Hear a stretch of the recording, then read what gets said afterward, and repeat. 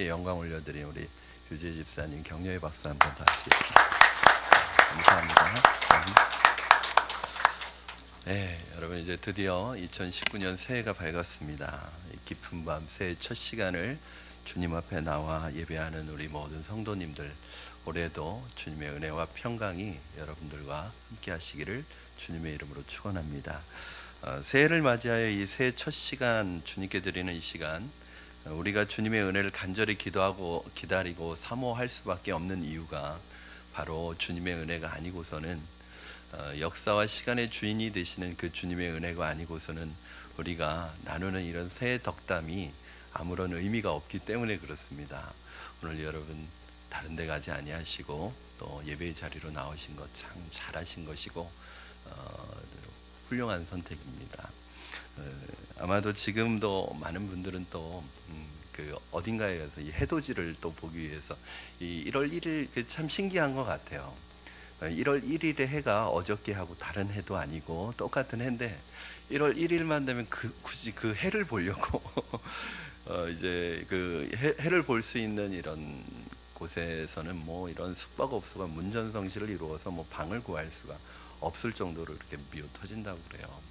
그러면서 이제 그 해를 보면서 소원도 빌고 기도를 하는데, 여러분 그게 무슨 의미가 있겠습니까?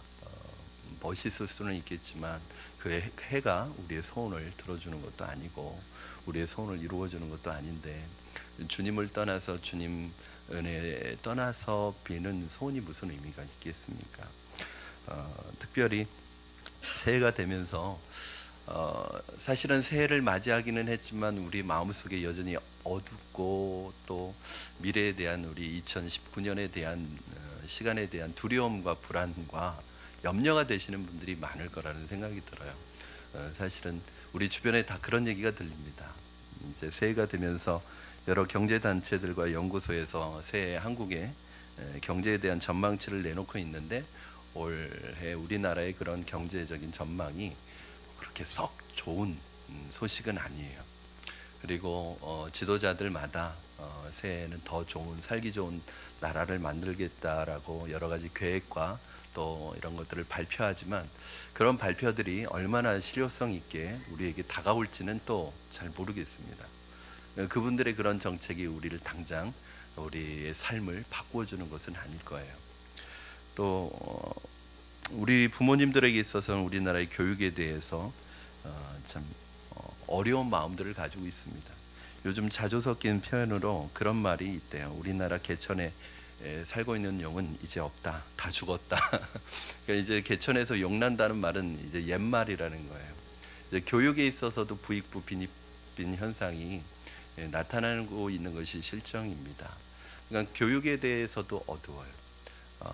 여러분 전체적으로 다시 한번 말씀드리면 우리나라의 경제나 정치나 교육이나 사회 전반에 있어서 사실은 염려와 걱정과 두려움과 불안한 뉴스들이 가득해요. 올해 우리가 살아가야 할 이 한국 땅에서 우리가 더 나은 미래를 기대할 수 없다면 과연 우리가 오늘 드리는 이 송구영신의 의미가 어디에 있으며 무엇이며 어디에서 그 의미를 찾을 수 있겠습니까? 무군해를 보내고 새해를 맞이하지만 희망찬 새해, 미래에 대한 소망이 가득한 것이 아니라 여전히 우리의 마음속에 염려와 걱정과 두려움으로 새해를 맞이한다면 우리가 드리는 이 송구영신의 예배가 우리에게 어떤 의미가 있겠습니까? 그래서 사실은 오늘 본문을 선택한 이유도 새해를 맞이하지만 여전히 염려와 근심, 그리고 미래에 대한 불확실한 그 불확실성 속에서 두려워하는 우리의 모습과 오늘 신명기 4장에 나타난 이스라엘 백성들이 이제 새로운 땅으로 들어가서 그 땅을 차지해야 되는 그 백성들이 그 모압 평지에서 두려움과 미래에 대한 불확실성 앞에서 두려워하는 모습이 오늘 우리의 모습과 유사하기 때문에 그 안에서 하나님의 말씀과 음성을 듣기 위하여 본문을 선택해 보았습니다. 여러분 느보산 정상에서 가나안 땅을 멀리서 바라보고 있는 이 모세와 이스라엘 백성들, 모압 평지에 있는 이스라엘 백성들은 굉장히 지금 두려워하는 상태입니다. 염려하는 상태입니다. 미래에 대한 걱정과 두려움에 빠져 있습니다. 우리가 들어가서 어떻게 저 강력한 가나안 땅의 족속들을 우리가 그들과 전쟁을 해서 저 땅을 차지하고 저 땅을 우리가 터를 잡고 자리를 잡고 저 들어가서 정복할 수 있을까? 이것은 사실은 객관적인 전력으로 봐서는 싸움이 되지 않는 전력입니다. 이스라엘 백성들뿐만 아니라 이 이스라엘의 지도자인 모세도 두려움과 불안한 마음이 있어요. 느보성 정상에 올라가서 바라볼수록 두렵습니다. 왜냐하면 자신이 가나안 땅 약속의 땅에 들어가지 못한 것에 대한 염려가 아니라 사실은 이스라엘 백성들을 40년 동안 이끌어 왔으니까 그 누구보다도 이스라엘 백성들의 그 속성과 기질을 잘 알고 있어요. 모세가 40년 동안 이스라엘 백성들을 관찰하고 파악한 결론은 뭐냐면 이스라엘 백성들은 목이 곧은 백성이라는 거예요.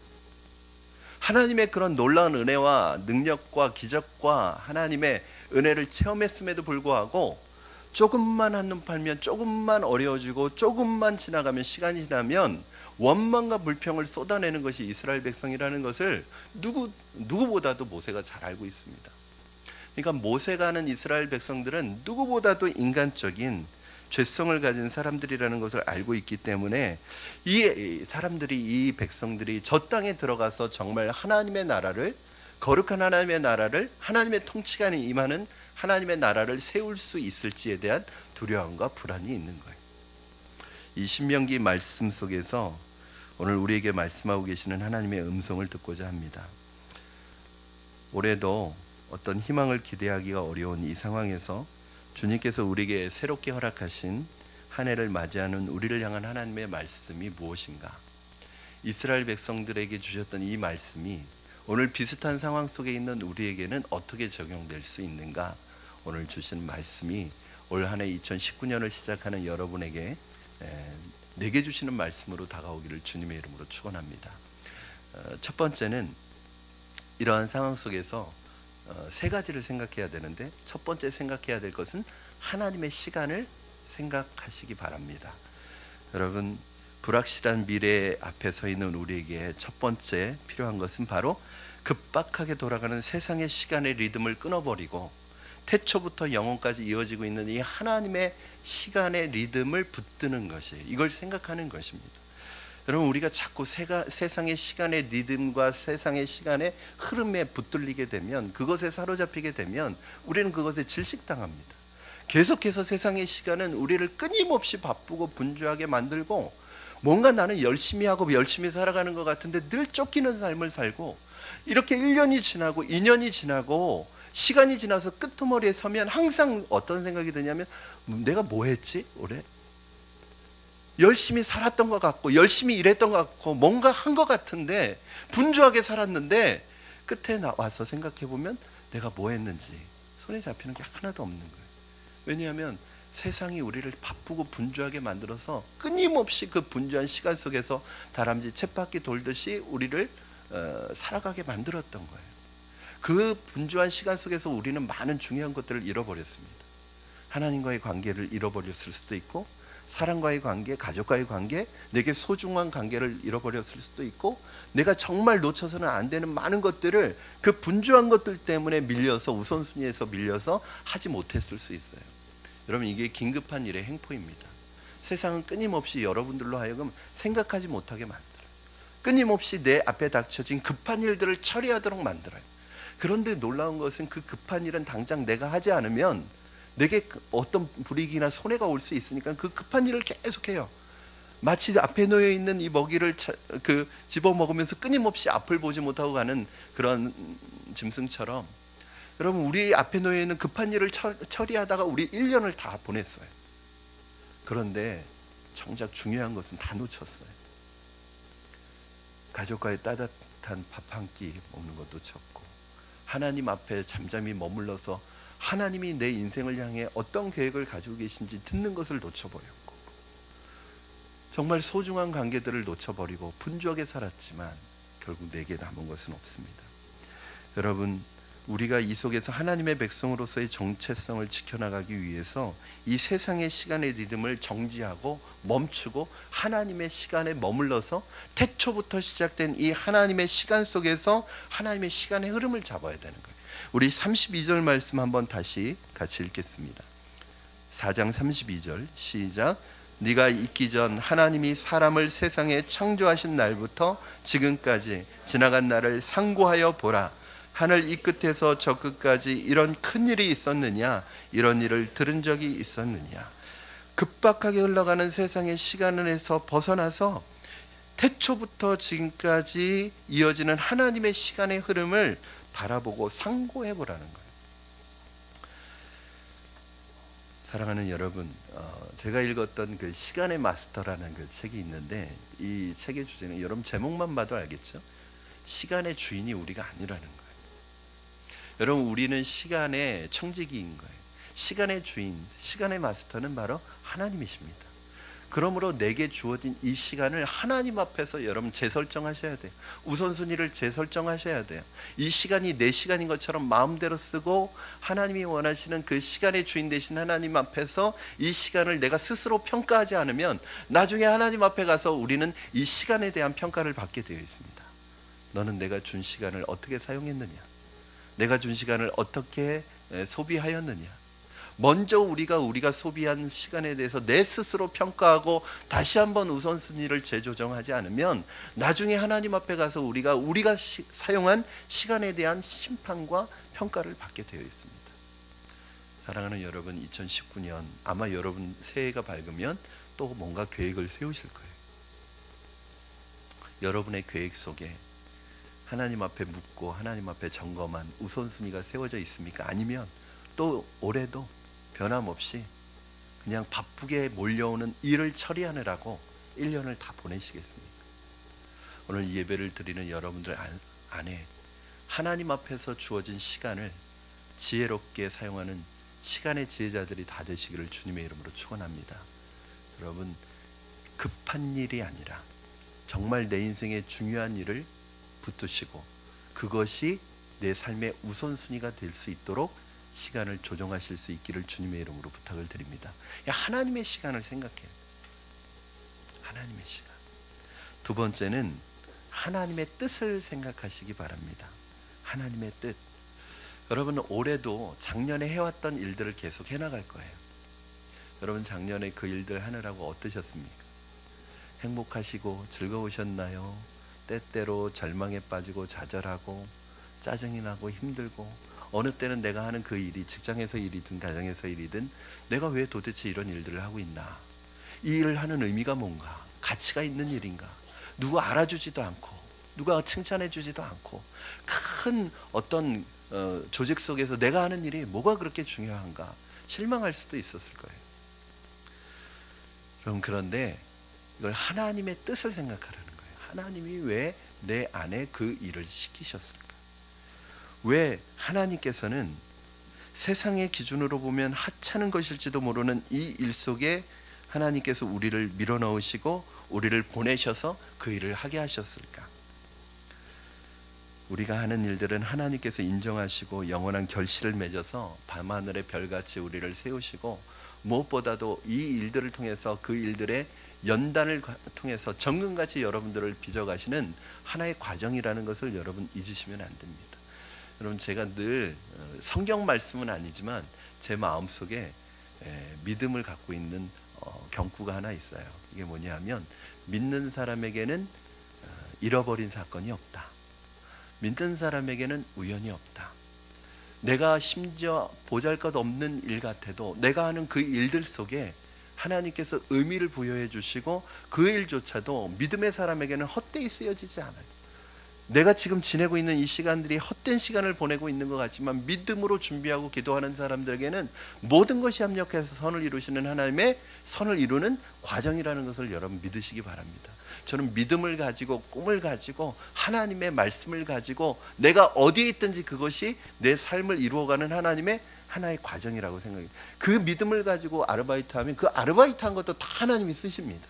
그 믿음을 가지고 내가 일하면 그것이 아무것도 아닌 심부름 같은 일이라도 하나님이 그것을 반드시 사용하십니다. 여러분, 이게 믿음이에요. 하나님을 사랑하는 자, 곧 그의 뜻대로 부르심을 입은 자들에게는 모든 것이 합력해서 선을 이루느니라. 우리에게는 버려진 사건이 없는 줄로 믿습니다. 우리에게는 우연이 없는 줄로 믿습니다.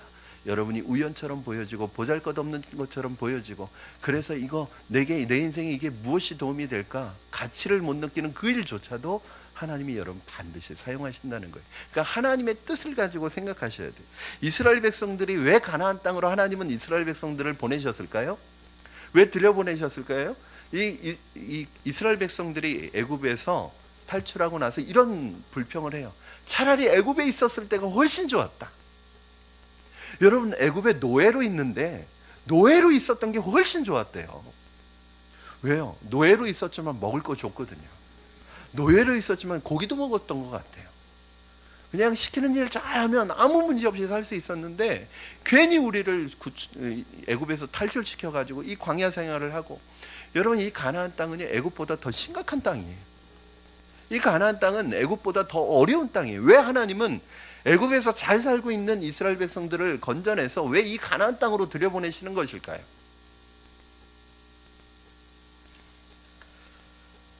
바로 역사의 주인공이 되시는 하나님을 알게 하고 그 땅에 하나님의 나라와 통치를 이루게 하시려는 목적을 가지고 그 땅에 들여보내시는 거예요. 여러분, 왜 하나님께서 2019년 새로운 한 해를 주시면서 우리로 하여금 정신없이 요동치는 이 세상 속으로, 또 이 시간 속으로 여러분을 다시 보내실까요? 여러분 작년에 하시던 그 일 또 하셔야 돼요. 작년에 보내셨던 그 시간을 올해도 보내셔야 돼요. 왜 하나님은 우리를 이 세상 속으로, 세상의 시간 속으로 자꾸 밀어넣으시려는 걸까요? 하나님의 이 역사와 시간의 주인공이 하나님이시라는 것을 여러분 알게 하시기 위해서 여러분을 보내시는 거예요. 그러므로 2019년 우리가 걱정스럽고 불안하게 바라보아야 할 미래가 아닙니다. 주님께서 올해 우리를 어떻게 단련하시고 또 우리를 얼마나 더 성숙시켜 주시고 복을 베풀어 주실지에 대해서 기대감을 가지고 기다려야 할 미래입니다. 제가 오늘 여러분 제가 죄송합니다. 저보다 연배가 많으신 분들 죄송합니다. 제가 오늘 앞자리가 바뀌었어요. 들어올 때 40대였는데 이제 나갈 때 50대가 됐습니다. 저는 근데 기대가 돼요.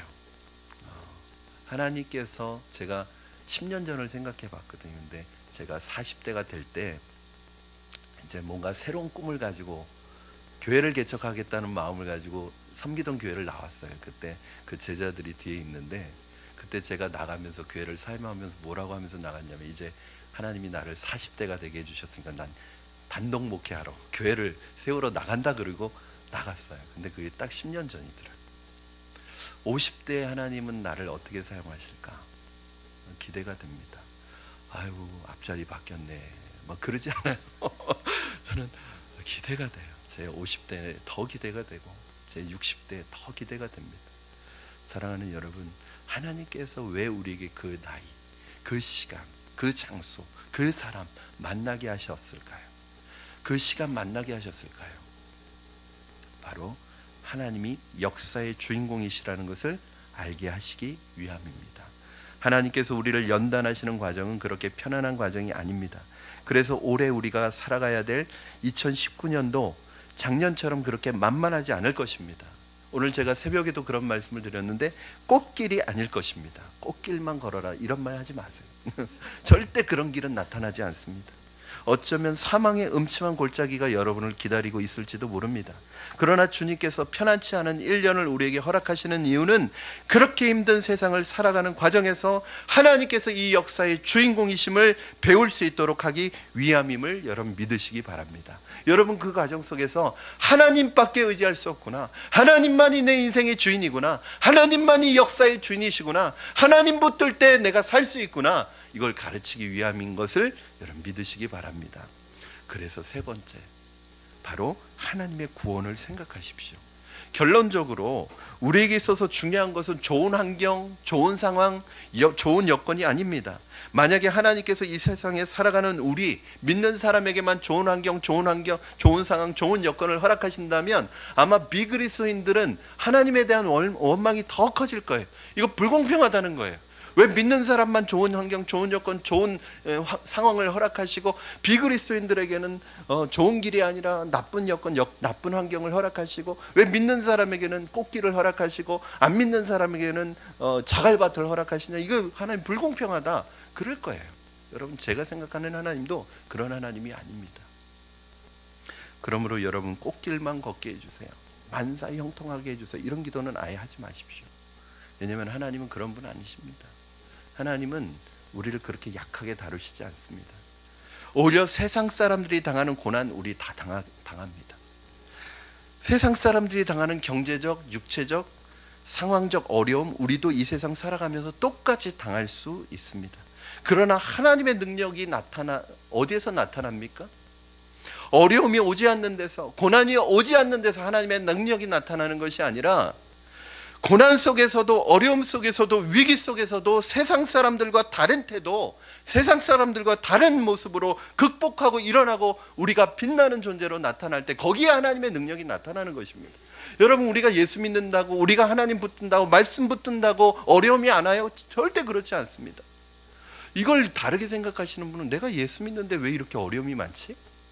내가 예수 믿는데 왜 이렇게 일이 안 되지? 여러분, 그거 예수 믿어서 안 되는 게 아니에요.